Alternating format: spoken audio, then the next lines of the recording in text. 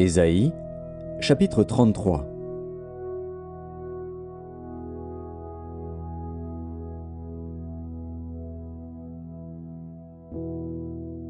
Malheur à toi qui ravage, et qui n'a pas été ravagé, qui pille, et qu'on n'a pas encore pillé.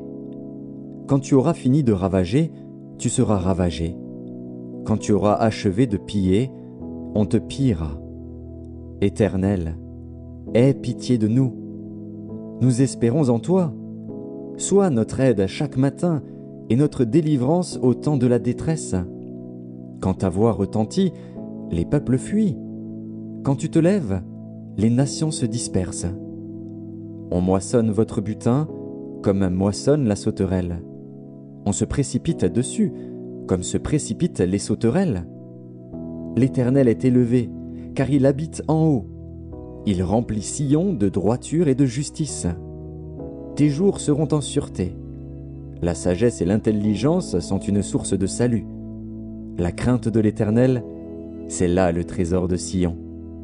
Voici, les héros poussent des cris au dehors. Les messagers de paix pleurent amèrement. Les routes sont désertes, on ne passe plus dans les chemins.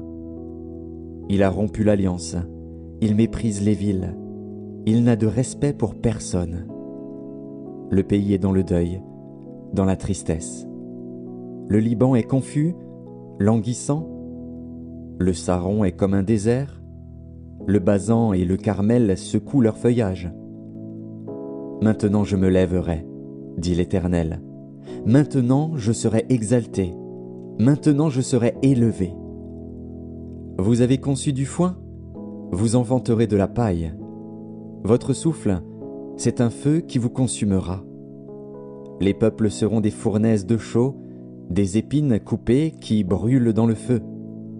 Vous qui êtes loin, écoutez ce que j'ai fait. Et vous qui êtes près, sachez quelle est ma puissance. Les pécheurs sont effrayés dans Sion, un tremblement saisit les impies. Qui de nous pourra rester auprès d'un feu dévorant? Qui de nous pourra rester auprès de flammes éternelles? Celui qui marche dans la justice et qui parle selon la droiture, qui méprise un gain acquis avec extorsion, qui secoue les mains pour ne pas accepter un présent, qui ferme l'oreille pour ne pas entendre des propos sanguinaires et qui se bande les yeux pour ne pas voir le mal, celui-là habitera dans des lieux élevés. Des rochers fortifiés seront sa retraite.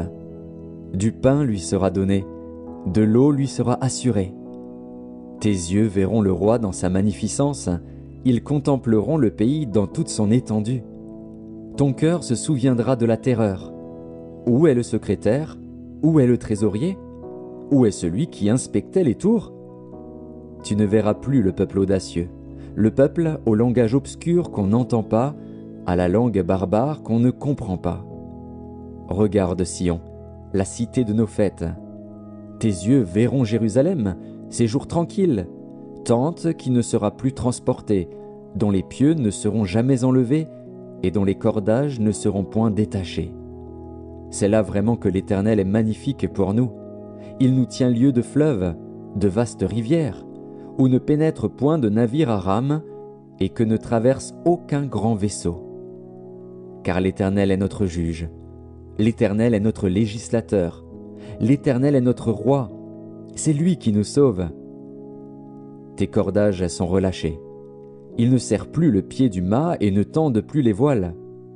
Alors on partage la dépouille d'un immense butin. Les boiteux même prennent part au pillage. Aucun habitant ne dit « Je suis malade ». Le peuple de Jérusalem reçoit le pardon de ses iniquités.